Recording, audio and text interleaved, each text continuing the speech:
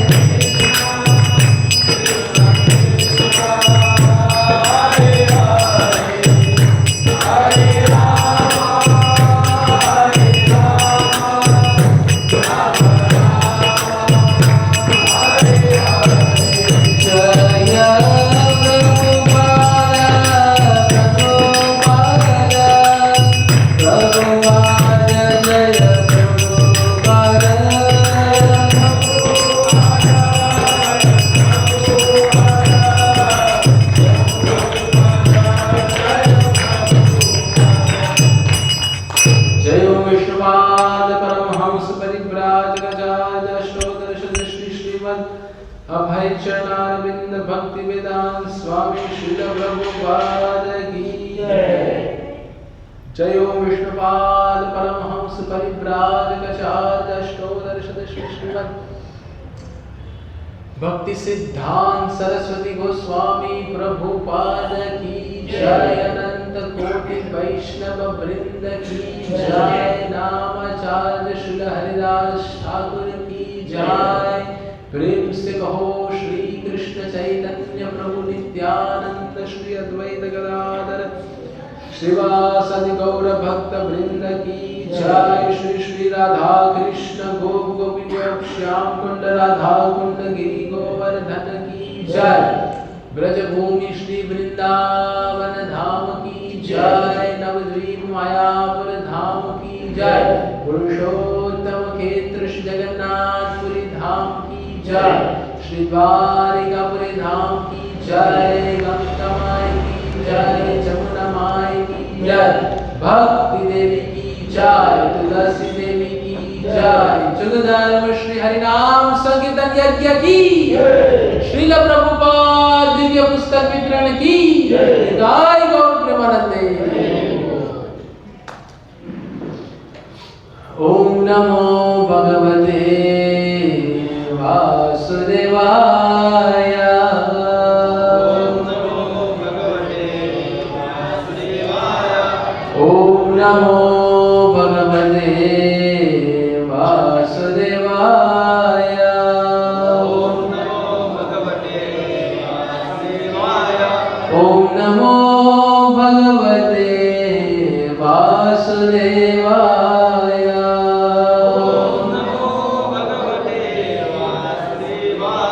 श्रीमद् भगवद गीता यथारूप अध्याय पंचम कर्मयोग कृष्ण भावना भावित कर्म श्लोक क्रमांक 5।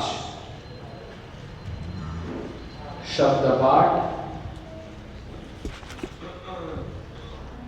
यत् सांख्यै प्राप्यते स्थानं तत् योगे अपि गम्यते। एकं सांख्यं च योगं च यः पश्यति स पश्यति। यत् सांख्ये प्राप्यते स्थानं ततो गैरपि गम्यते। एकं सांख्यं च योगं च यः पश्यति स पश्यति। यत् सांख्यै प्राप्यते स्थानं ततो गैरपि गम्यते। एकं सांख्यं च योगं च यः पश्यति स पश्यति। यत् सांख्ये प्राप्यते स्थानं ततो गैरपि गम्यते। एकं सांख्यं च योगं च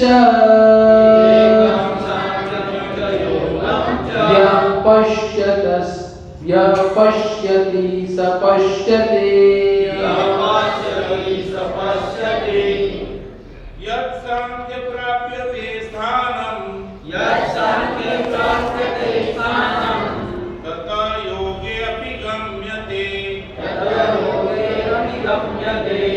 एकं सांख्यं च योगं च यः पश्यति स पश्यति। यत् सांख्ये प्राप्यते स्थानं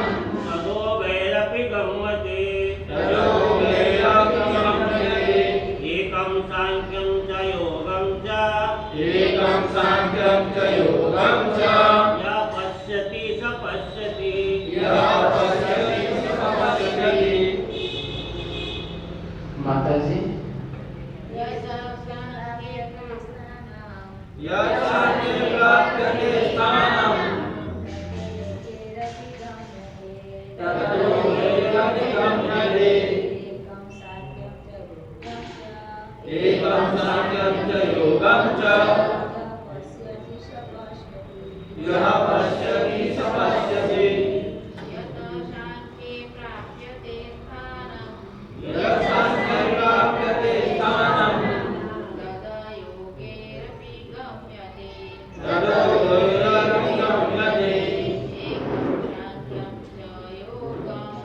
एकं सांख्यं च योगं च यः पश्यति स पश्यति। शब्द सारनुवाद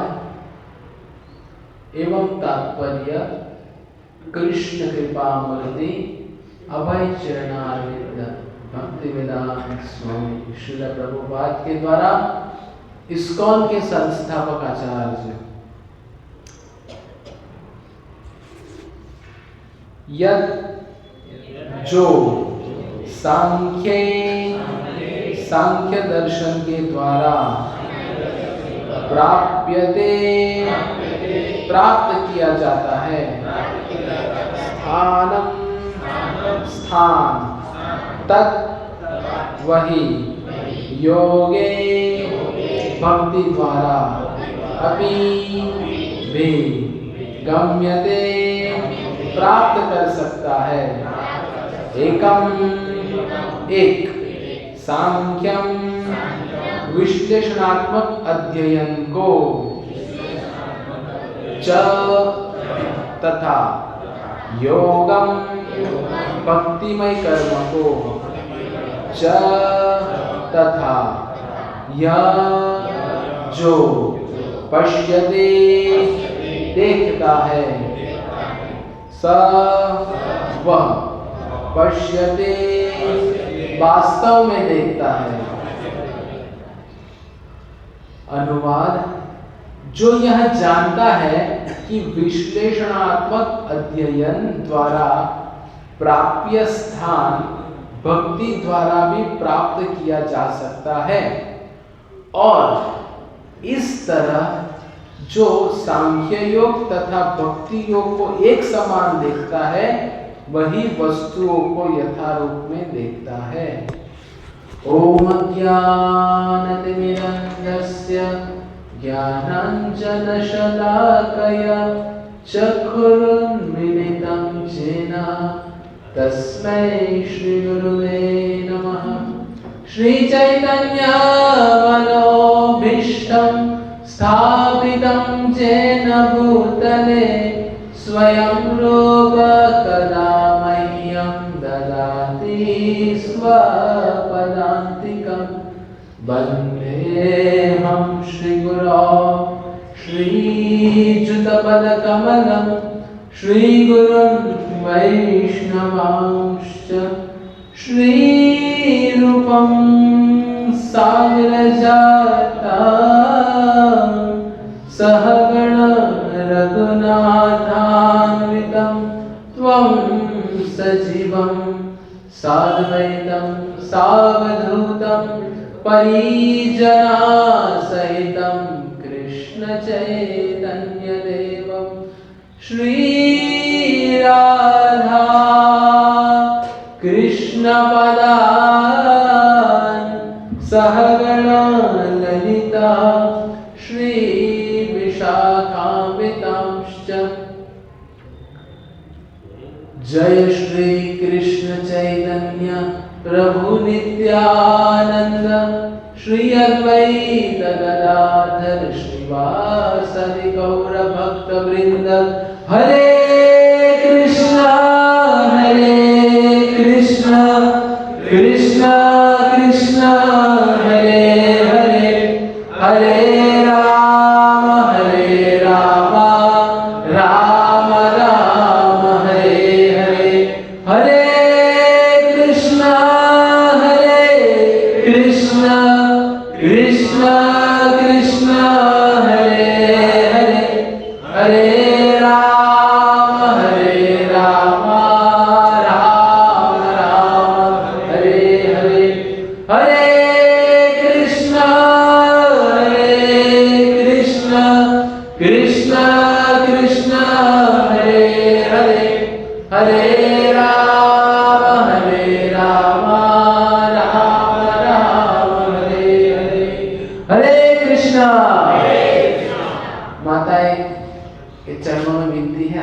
जाए। सब आगे स्थान ग्रहण करें।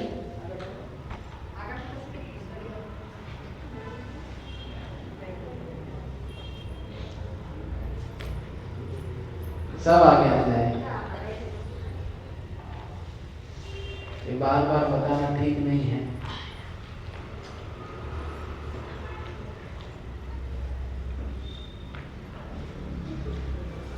श्रीमद् भगवद गीता यथारूप अध्याय 5 श्लोक क्रमांक 5 कर्मयोग कृष्ण भावना भावित कर्म।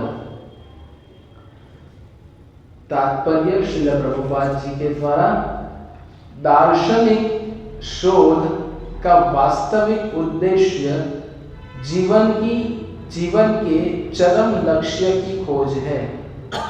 चूंकि जीवन का परम लक्ष्य आत्म साक्षात्कार है, अतः इन दोनों विधियों से प्राप्त होने वाले परिणामों में कोई अंतर नहीं है। सांख्य दार्शनिक शोध के द्वारा इस निष्कर्ष पर पहुंच जाता है कि जीव भौतिक जगत का नहीं अपितु पूर्ण परमात्मा का अंश है। फलतः जीवात्मा का भौतिक जगत से कोई सरोकार नहीं होता। उसके सारे कार्य परमेश्वर से संबद्ध होने चाहिए। जब वह कृष्ण भावनामृत वश कार्य करता है तभी वह अपनी स्वाभाविक स्थिति में होता है। सांख्य विधि में मनुष्य को पदार्थ से विरक्त होना पड़ता है और भक्ति योग में उसे कृष्ण भावना भावित कर्म में आसक्त होना होता है।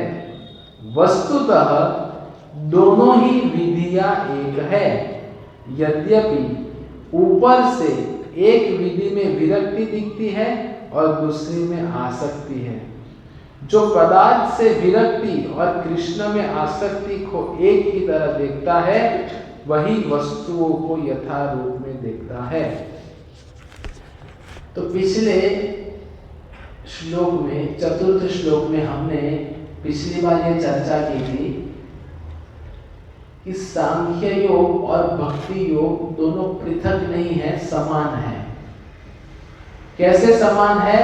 क्योंकि दोनों का उद्देश्य एक ही है, भगवान कृष्ण को संतुष्ट करना या भगवान कृष्ण की प्रसन्नता।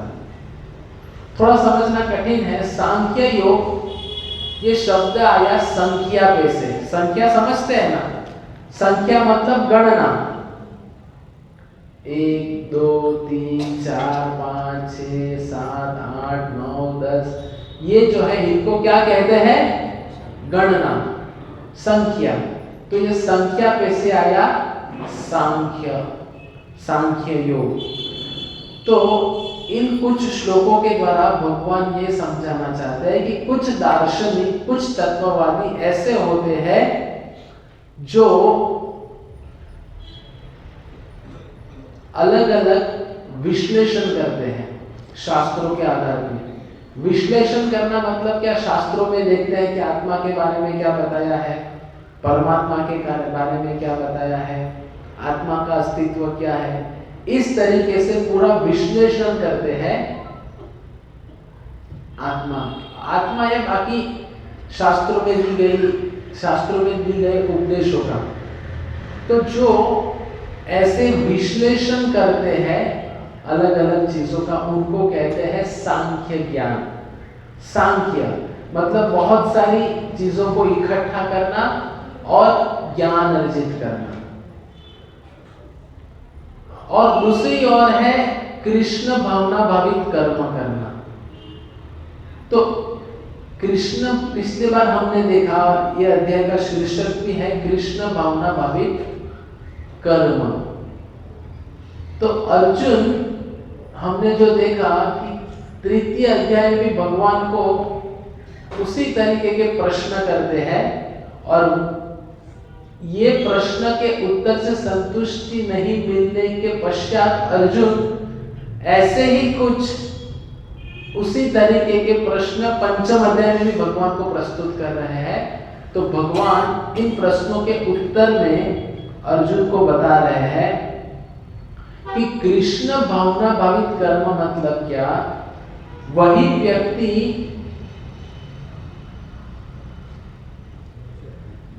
अपने गंतव्य तक पहुंच पाएगा, जैसे कि आज का शीर्षक है हमारे प्रवचन का, भगवान को प्राप्त करने की विधि या मार्ग, या परमेश्वर को प्राप्त करने का मार्ग। तो क्या मार्ग है भगवान को प्राप्त करने का? भगवान को प्राप्त करने की सरल विधि है भक्ति योग। एक सरल से उदाहरण से मैं समझाऊंगा कि जैसे हम सब लोग अभ्यास करते हैं ना, पढ़ाई करते हैं ना, पाठशाला में, विद्यालय में, महाविद्यालय में, तो हमें एक तरीके का ज्ञान प्रदान होता है पाठशाला में। ऐसा करना है, ऐसा करना है, ऐसा करना है, पूरा थियरी हम पढ़ते हैं, थियरी पढ़ते हैं, उसके ऊपर प्रश्न उत्तर परीक्षा में लिखते हैं, सब कुछ करते हैं। लेकिन इतना पूरा अभ्यास होने के बाद जब हम बाहर मार्केट में जाते हैं और जब हम नौकरी ढूंढते हैं, तो जब हम नौकरी पे काम करने लग जाते हैं तो होता क्या है कि हमने जो पढ़ा है और फिर ये डिग्री के बलबूते पे हम जब कोई कंपनी में काम के लिए लग जाते हैं तो हम कंपनी में कुछ चीजों का विश्लेषण करते हैं कि ये ऐसे कार्य होना चाहिए, इस तरीके से होना चाहिए, क्योंकि हमने पूरा अभ्यास किया है। लेकिन दूसरी ओर वो कंपनी में काम करने वाला जो कारीगर है, वो कारीगर ने कुछ पढ़ाई नहीं की है, 10वीं नापास है, लेकिन वो कारीगर बहुत अच्छी तरीके से वो कार्य को करता है क्योंकि उसे प्रैक्टिकल अनुभव है। आप समझ रहे हो मेरी बात को? तो एक और है पूरा थियरी जानना, विश्लेषण करके सब कुछ, हम 4 साल 5 साल इतना पढ़ाई करके सब कुछ जानते हैं, लेकिन वो कारीगर के समक्ष हम फेल हो जाते हैं क्योंकि कारीगर पूरा जानता है कि ये कार्य को कैसे करना। हम केवल थियरी में जानते हैं, प्रैक्टिकल नहीं जानते। जैसे ये सभा खंड है, ये सभा खंड में अलग अलग जगह पे कार्बन डाइऑक्साइड रखे हुए हैं, दिख रहा है ये लाल कलर का डिब्बा।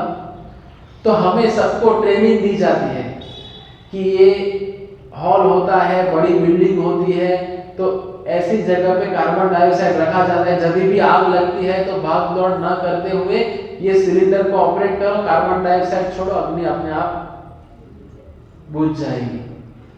अभी मानो इस हॉल में आग, हमने सब कुछ सुना सीखा, अभी हॉल में आग लग जाती है, हम सिलेंडर के पास गए, हमें सिलेंडर ओपन करना ही नहीं आता, तो फिर ये पूरा ज्ञान लेके क्या फायदा जब तक ये ज्ञान को व्यावहारिक जीवन में कैसे लाना वो हमें पता ही नहीं है।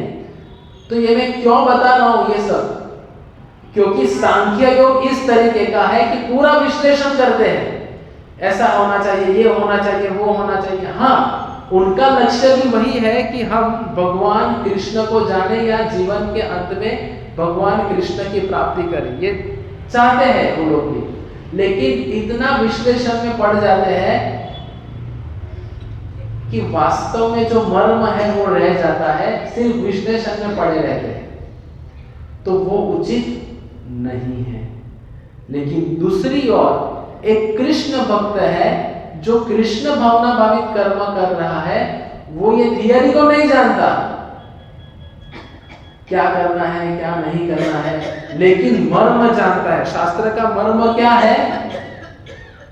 एतेश्चाम सकल पुंसः कृष्णस्तु भगवान स्वयं। वो जान लेते कि कृष्ण ही भगवान है और मुझे भगवान कृष्ण की ही भक्ति करनी है और सब कार्य भगवान कृष्ण की प्रसन्नता के लिए करते हैं, तो समझ लेना है कि वो भक्ति के पथ पर है।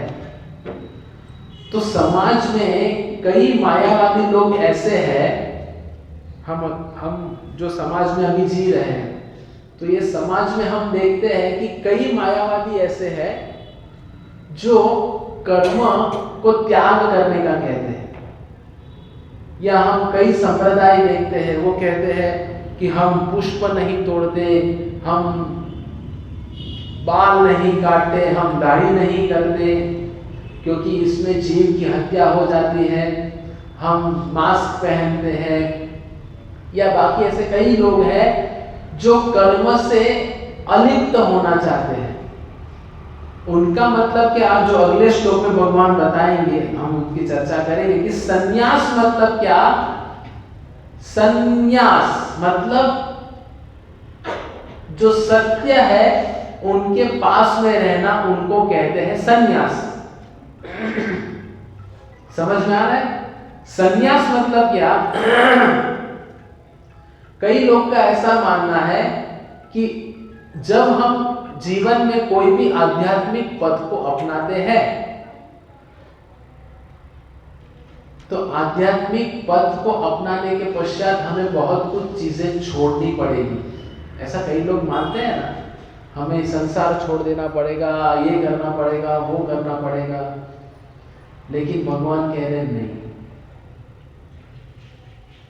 हमें संन्यास मतलब क्या, सत्य के पास में रहना। सत्य क्या है? परम सत्य भगवान श्री कृष्ण है। सत्यम सत्यम पुनः सत्यम हरेर नामैव केवलम मधुरम मधुरेप्योऽपि मंगलेप्योऽपि मंगलम पावनं पावनेप्योऽपि हरेर नामेव केवलम् आब्रह्मस्तम्भपर्यन्तं सर्वं मायामयं जगत् सत्यं सत्यं पुनः सत्यं हरेर नामैव केवलम। क्या कह रहे हैं कि सत्य, परम सत्य क्या है? भगवान श्री कृष्ण। तो ये परम सत्य की भक्ति करना, इनको कहते हैं संन्यास।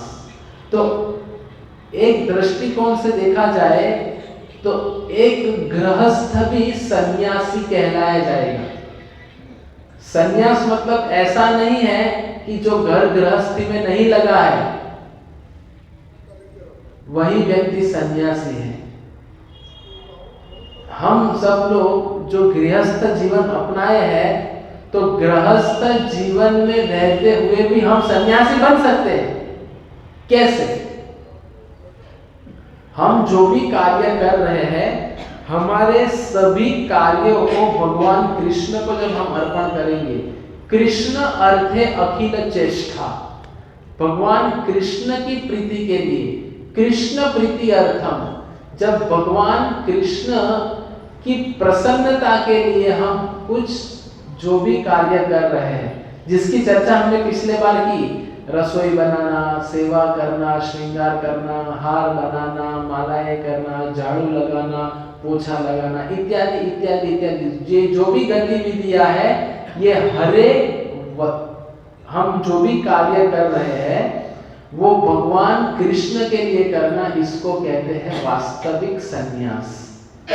तो कई मायावादी लोग ऐसे होते हैं जो कर्म का त्याग कर देते हैं कि नहीं, हमें कर्म नहीं करना है, कर्म करेंगे तो हम संसार में अटक जाएंगे, कर्म करेंगे तो कर्म बंधन लगेगा और कर्म बंधन से मैं इस संसार में बंध जाऊंगा, तो इससे अच्छा है मैं हिमालय में चला जाऊं और हिमालय में जाके कोई कर्म ना करूं, केवल भगवान का ध्यान करूं।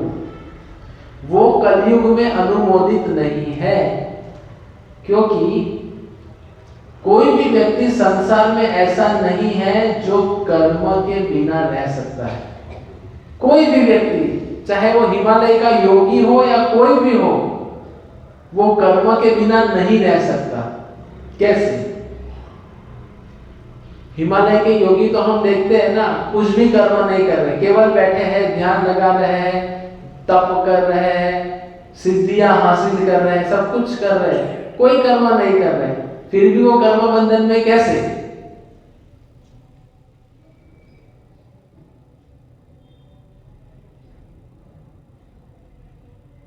गणेश जी कैसे? कुछ ना कुछ तो करते ही है, कुछ ना कुछ तो करते ही है। हाँ, कुछ ना कुछ पर क्या? सुबह उठ के नहाते हैं। हाँ, कुछ ना कुछ गतिविधि में लगे हैं, जैसे स्नान करना, फिर जीने के लिए वो लोग सांस लेते हैं, है ना?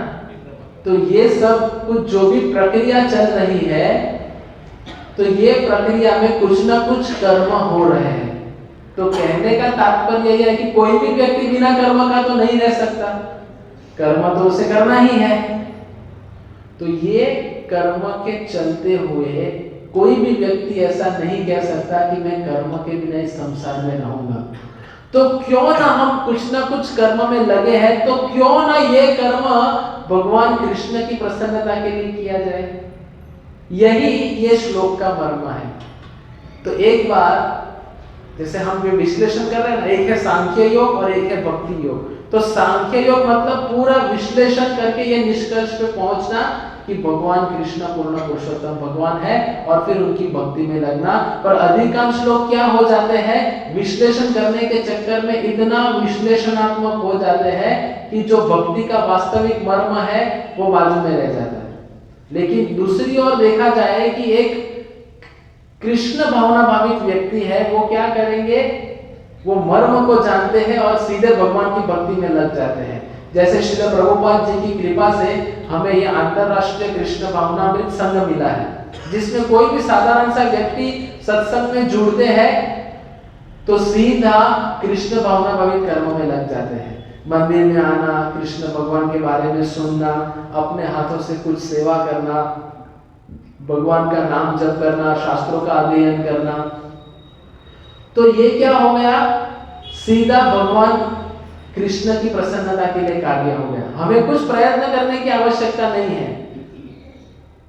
तो कृष्ण भावना भावित जीवन मतलब क्या है कि मानो 100 मंजिल की बिल्डिंग है, इमारत 100 मंजिल की इमारत है, तो कृष्ण भावना भावित, कृष्ण भावनामृत मतलब क्या, सीधा 100वीं मंजिल पे पहुंच जाना, कोई परिश्रम नहीं करना। लेकिन सांख्य योग मतलब क्या, सीढ़ी से चढ़ना, प्रथम पहला फ्लोर, दूसरा फ्लोर, तीसरा फ्लोर, चौथा फ्लोर, चौथी मंजिल, 5वीं मंजिल, 6ठी मंजिल, 7वीं मंजिल, 8वीं, 9वीं, 10वीं, 50वीं, 60वीं, 70वीं, 100वीं मंजिल। अभी 100वीं मंजिल तक चलते चलते जाएगा तो उसकी हालत क्या होगी, कुछ करने की उसकी हिम्मत नहीं होगी। लेकिन कृष्ण भावना भावित मतलब क्या, सीधा 100वीं मंजिल पे पहुंच जाना। तो इसका अर्थ क्या हुआ कि अगर भगवान कृष्ण को अगर प्राप्त करना है जीवन के अंत में, तो श्रीमद् भगवद गीता यथारूप में हमें जो ज्ञान प्राप्त हो रहा है वो सीधा कृष्ण भावना भावित करना है। जैसे एक उदाहरण बताऊंगा, श्रील प्रभुपाद जी के समय में एक व्यक्ति श्रील प्रभुपाद जी के पास आया, पढ़ा लिखा बड़ा ज्ञानी व्यक्ति, प्रभुपाद जी के पास आके कहे, प्रभुपाद जी ये भगवद गीता के 18 अध्याय के 700 के 700 श्लोक मुझे याद है,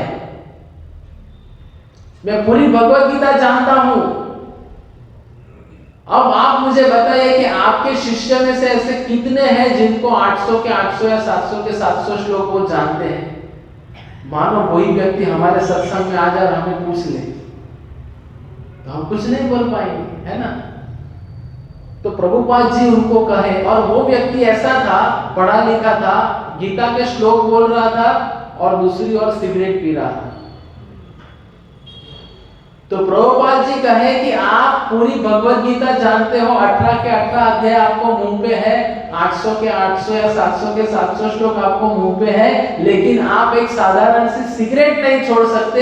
लेकिन हमारे भक्त जो इतने श्लोक नहीं जानते, इतना ज्ञान नहीं जानते, पर ये सब कुछ इंद्रिय भोग छोड़ दिया है, 4 नियम का पालन करते हैं। हरे कृष्णा कृष्ण कृष्ण हरे हरे, हरे राम राम राम हरे हरे।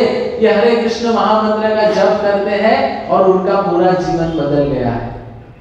तो अब आप बताइए कौन सा इन दोनों में अच्छा है? तो व्यक्ति समझ गया कि मैं इतना जो भी विश्लेषण किया हुआ शास्त्रों का, लेकिन मैं कुछ प्राप्त नहीं किया। लेकिन दूसरी ओर भक्त है जो इतना कुछ नहीं जानते, पर मर्म जान गया कि 4 नियम पालन करना है, हरे कृष्ण मंत्र जप करना है और भगवान कृष्ण की प्रसन्नता के लिए कार्य करना है। बस ये जान लिया तो बहुत कुछ हो गया। तो फिर अगला श्लोक आता है इसी अध्याय का, संन्यासस्तु महाबाहो दुःखमाप्तुमप्योगतः योगयुक्तो मुनिर्ब्रह्मा न चिरेणाधिगच्छति।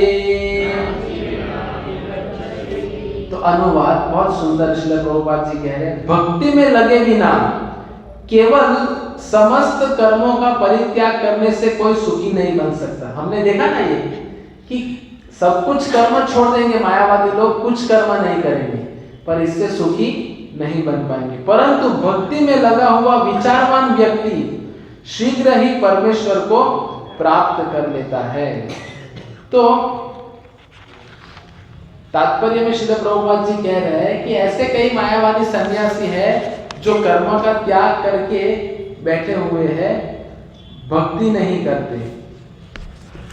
और जो व्यक्ति भगवान कृष्ण की भक्ति में नहीं लगे हैं, वो क्या समझते हैं कि मैं अच्छे अच्छे कर्म करूंगा और ये कर्म से मेरी अच्छी गति होगी। तो इसमें समस्या क्या है? जो मायावादी लोग हैं वो ऐसा सोचते हैं कि हम कर्मों का त्याग करेंगे। तो वो लोग क्या करते हैं, लोक कल्याण के लिए ब्लड डोनेशन कैंप आयोजन करेंगे, अस्पताल बनाएंगे, पानी पीने की व्यवस्था करेंगे, मोतिया बिंदु का ऑपरेशन कराएंगे, लोगों को खिलाएंगे, ठंडी में कंबल बांटेंगे। तो ये सब कुछ कार्य में लग जाते हैं। उनको लगता है मैं अच्छा करूंगा तो मुझे मेरा सब कुछ अच्छा होगा, जीवन के पश्चात मुझे मोक्ष मिलेगा। तो एक भक्त है, उसको मुक्ति या मोक्ष की कोई कामना नहीं है। तो भक्त की कामना क्या है? उसे जीवन के अंत में भगवान की भक्ति प्राप्त हो, ये एक भक्त सोचता है। तो ये जो लोग लगे हैं इन सब कर्मों में, तो ये भी कर्म बंधन का कारण है। जब तक अच्छे कर्म है उसका अच्छा फल भुगतना पड़ेगा, जब तक बुरे कर्म किए हैं उनका बुरा फल भुगतना पड़ेगा। तो दोनों जो उदाहरण हमारे समक्ष है, दोनों में फल तो भुगतना पड़ेगा, अच्छे के लिए अच्छा, बुरे के लिए बुरा। लेकिन कृष्ण भावनामृत इन सब कार्यों से परे है कि मानो कोई भूखे को सहायता कर रहा है, कोई निर्वस्त्र को वस्त्र प्रदान कर रहा है, कोई ब्लड खून का दान दे रहा है, कोई पानी पिला रहा है, ये सब कुछ कर रहे हैं। लेकिन किनके लिए हो रहा है ये कर्म? केवल शरीर के लिए हो रहा है। एक समय के पश्चात शरीर नष्ट हो जाएगा, ये सब कुछ चला जाएगा। आपका शरीर नष्ट हो जाएगा, आप भी चले जाएंगे। दोनों का वास्तविक कल्याण किधर हुआ? तो अगर किसी के प्रति वास्तविक दया अगर दिखानी है तो वास्तविक दया उस व्यक्ति को भगवान कृष्ण के संबंध में जोड़ने से ही होगी। कोई बच्चा माँ बाप से भटक गया है तो वो बच्चे को आप चॉकलेट, आइसक्रीम, खिलौने सब कुछ आप प्रदान करोगे, तो जब तक दिया है तब तक बच्चा प्रसन्न रहेगा। लेकिन कुछ समय के बाद पुनः रोना शुरू करेगा क्योंकि उसके वास्तविक माता पिता नहीं मिले हैं। तो ये कंबल बांटना, खाना खिलाना, ये करना, वो करना, ये क्या है? भूले भटके बच्चों को खिलौने, चॉकलेट देने के समान है। पर अगर वो बच्चे का वास्तविक कल्याण करना है तो उनके माता पिता से उनको मिला दिया जाए। तो जब माता पिता से मिला दिया जाएगा तो उसका वास्तविक कल्याण हो जाएगा। उसी तरह हमारे सबका कर्तव्य है, जो इन दो श्लोकों में भगवान कह रहे हैं कि वास्तविक सन्यासी वही है जो हर एक कार्य भगवान के लिए करता है और हर एक लोगों से, जिनको भी वो मिलते हैं, सभी लोगों के कल्याण करने हेतु उनको भगवान कृष्ण से जोड़ते हैं, भगवान कृष्ण की भक्ति में जोड़ते हैं। और जब यह कार्य किया जाएगा वह वास्तविक सन्यासी कहा जाएगा। कृष्ण प्रीति अर्थम, भगवान कृष्ण की प्रसन्नता के लिए। तो जब भगवान कृष्ण की प्रसन्नता के लिए जो भी कार्य किया जाएगा वो वास्तविक सन्यासी कहलाया जाएगा।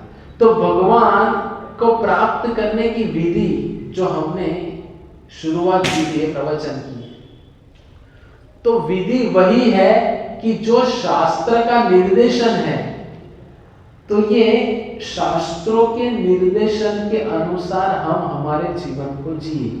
मतलब हम जो भी कर्म कर रहे हैं वो कर्म भगवान के लिए करें, ना कि स्वयं की इंद्रिय तृप्ति के लिए, ना कि स्वयं की प्रसन्नता के लिए, ना कि मुझे ये अच्छा लगा, मुझे ये बुरा लगा, मुझे अच्छा क्या लग रहा है क्या नहीं, इससे कोई लेना देना नहीं। वास्तविक भक्ति का अर्थ है कि भगवान कृष्ण की प्रसन्नता के लिए हमें क्या करना है। भगवान कृष्ण की प्रसन्नता के लिए मान, हानि, अपमान, ये जो भी सहन करना पड़े हम सहन करने के लिए तैयार हैं। जो भी कष्ट आए वो कष्ट सहन करने के लिए हम तैयार हैं, हम करेंगे। और इन विधियों में हम जो भी कार्य में लगे हैं, इन सभी कार्यों की विधि में सबसे बड़ी समस्या है हमारा स्वयं का मन। क्योंकि हमारा जो मन है वो ही हमें कोई भी कार्य नहीं करने देता।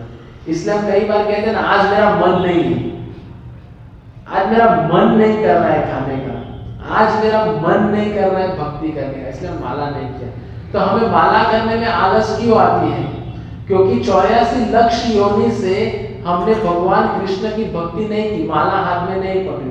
अभी ये जीवन में माला करना प्रारंभ करते हैं तो मन हमें प्रलोभन देते हैं, अरे भाई क्या लेके बैठ गया, ये तो तेरी उम्र है क्या, अभी तो मजा मस्ती करने की उम्र है, ये तेरी सेवा करने की उम्र है क्या, ये सत्संग में जाने की उम्र है क्या, मजा करो, मस्ती करो, क्रिसमस पार्टी में जाओ, ये सब कुछ एंजॉय, 31st मनाओ, ये सब कुछ में लगो, ऐसा मन हमें कहता है। लेकिन अगर किसी को भक्ति में प्रगति करनी है और भगवान के धाम को प्राप्त करना है तो एक सरल सा सूत्र मैं आपको बताता हूं। क्या है वो सरल सा सूत्र? जो आपका मन कहे उससे विपरीत कार्य करो। आपका मन कहेगा आज सत्संग में नहीं जाना है तो सत्संग में जाओ, मन कहेगा माला मत करो तो माला करो, मन कहेगा सेवा मत कर तो सेवा करो।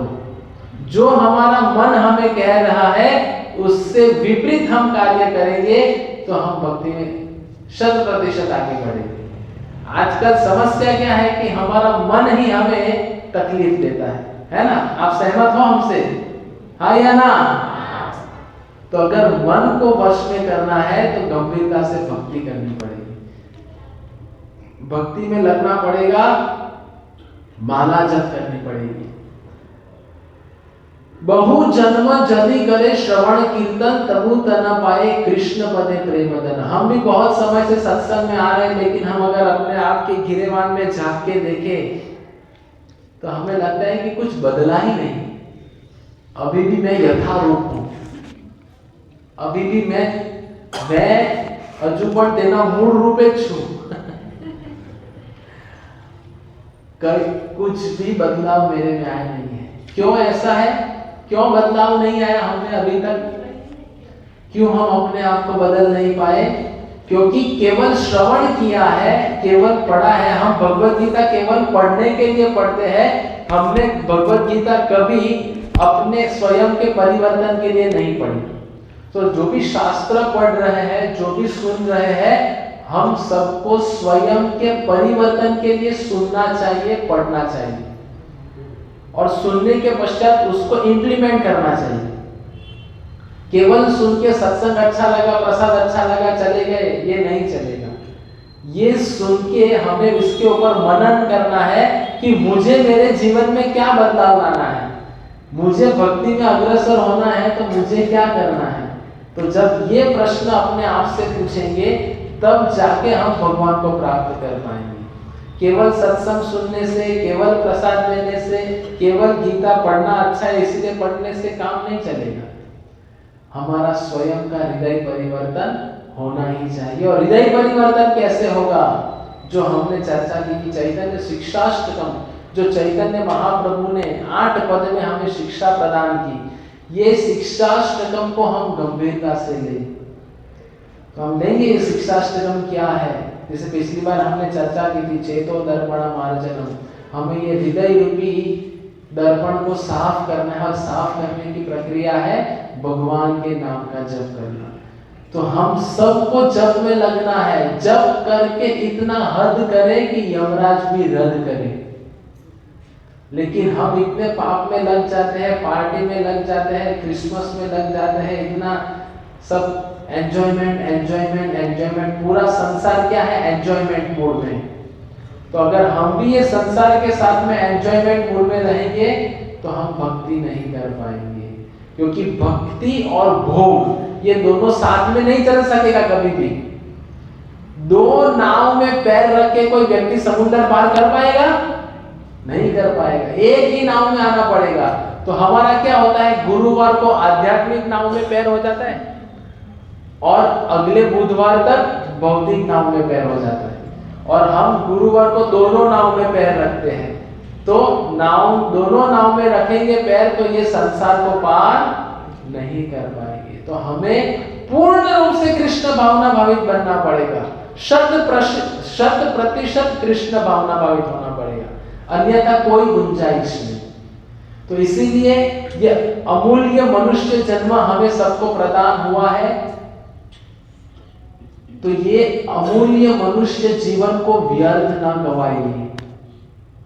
ये मनुष्य जीवन को व्यर्थ गवाना मतलब क्या पता है? ये माताएं आज रसोई बनाई, इतना मेहनत से सब्जी, पूरी, चावल, दाल, मिष्ठान सब कुछ बनाया, और अभी क्या करेंगे? सत्संग के पश्चात सब कुछ लेंगे और बाहर जाके फेंक देंगे।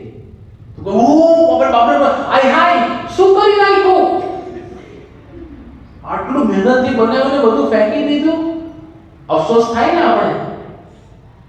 ये अफसोस हमें अपने आप पे करना है कि जो मूल्यवान मनुष्य जीवन मिला है उसका हम दुरुपयोग कर रहे हैं, क्योंकि मनुष्य जन्म हमें जो प्राप्त हुआ है केवल सत्संग के लिए प्राप्त हुआ है। भजो रे मन श्री नंदनंदन अभय चरण दुर्लभ मानव जन्म सत्संगे तरहु भव सिंधुरे। ये दुर्लभ मनुष्य जीवन सत्संग के लिए मिला है। तो आइए आज हम ये प्रण ले कि हम हमारे मनुष्य जीवन को न गवाते हुए गंभीरता से भक्ति में लगे। हरे कृष्ण कृष्ण कृष्ण हरे हरे, हरे राम राम राम हरे हरे।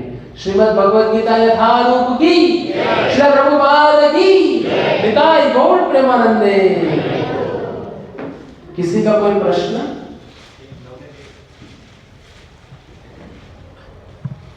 हाँ बोलिए। हम ये गीता का ज्ञान यहाँ प्राप्त कर रहे हैं,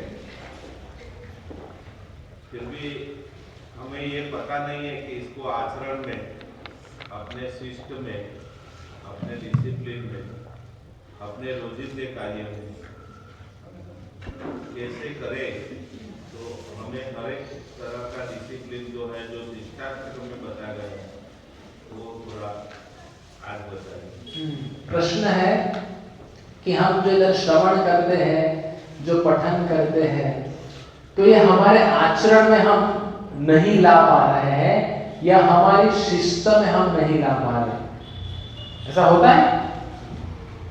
हाँ होता है, क्योंकि पहले आप बोलेंगे कि मैं बीमार हूं, तभी जाके तो दवाई दी जाएगी ना।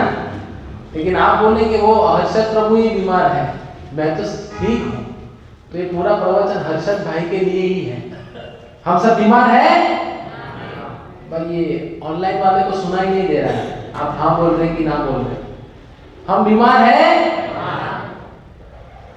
तो हम जो सुन रहे हैं, जो पढ़ रहे हैं, ये हमारी शिष्ट में, आचरण में नहीं ला पा रहे, उसका एक ही कारण है हमारा अहंकार।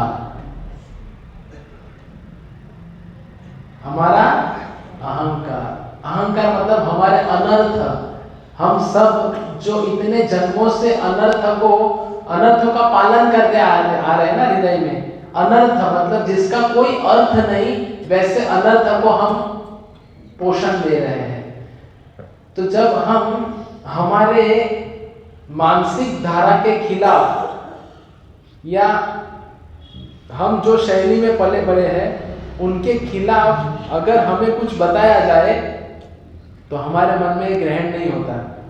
अगर कोई हमें कहे कि प्रसाद को छूने के बाद हाथ धोना चाहिए, बोले क्या प्रभु जी आप कितना नियम, इतना तो चलता है, भगवान तो माफ कर देते, या ये नहीं कर जाएगा तो। हमारी सबसे बड़ी गलती क्या है पता है? हम बहुत चीजें लाइटली लेते हैं। ये नहीं किया तो क्या हो जाएगा, ये नहीं किया तो क्या फर्क पड़ेगा। तो ये अनर्थों से मुक्त होने का मार्ग है गंभीरता से भक्ति करना। तो अगर हम गंभीरता से हरे कृष्ण महामंत्र का जप कर रहे हैं और अनर्थ निवृत्ति के प्रयत्न में लगे हैं, कि जो भी परिस्थिति निर्माण होती है सेवा करते वक्त, भक्तों के संग में आते वक्त, तो ये समझना है कि ये परिस्थिति भगवान के द्वारा निर्माण हुई है मुझे नम्र बनाने के लिए।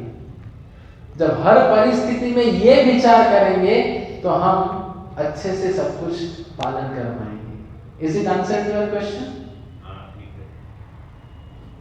और किसी का कोई प्रश्न? हाँ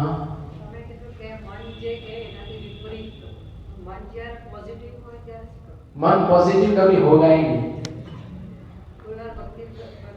नहीं। देखो क्या होता है, प्रश्न बहुत सुंदर है। प्रश्न ये कि आपने कहा कि मन जो कहे उसके विपरीत कार्य करना है, तो कभी मन अगर अच्छा बोला तो देखो, सबसे पहले ये समझना है कि ये एक शरीर है, तो ये हमारा स्थूल शरीर है जो दिख रहा है पंच महाभूत का, और ये शरीर के अंदर दूसरा शरीर है जिसको कहते हैं सूक्ष्म शरीर, जो 3 चीजों से बना है, मन, बुद्धि और अहंकार। तो मन के ऊपर हमारी बुद्धि है, तो मन हमेशा हमें ये कहेगा ये कर, ये कर, ये कर, ये कर, ये कर, ये कर, ये कर, सब कुछ करने के लिए मन कहेगा। लेकिन बुद्धि हमें कहती है कि ये करो और ये मत करो। जैसे सत्संग के जाने के पश्चात मन बोलेगा भाई आज सत्संग में पेट नहीं भरा है,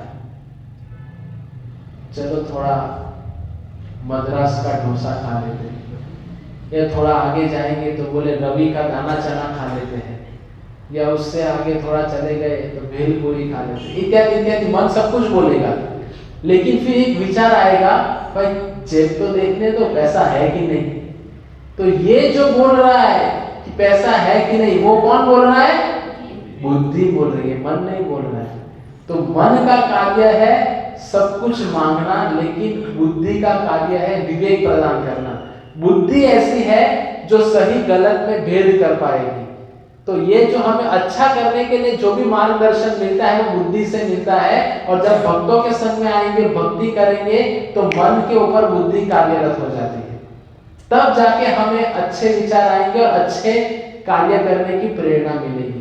अन्यथा कभी प्रेरणा नहीं मिलेगी, क्योंकि बाहर के लोगों तो मन बुद्धि में भेद नहीं समझना। हम बोलते ना साव बुद्धि वगर मस्या, तारा बुद्धि है कि नहीं। कोई ऐसा नहीं बोलेगा भाई तारा मन है कि नहीं, सब बुद्धि बोलते। बाहर के लोग मन और बुद्धि सब समान है, लेकिन मन सब अनियंत्रित चीजें की हमसे दिमाग अपेक्षा रखेगा, लेकिन इसके ऊपर बुद्धि है। तो हमें कार्य करना है बुद्धि के लिए, बुद्धि को तीक्ष्ण बनाना है।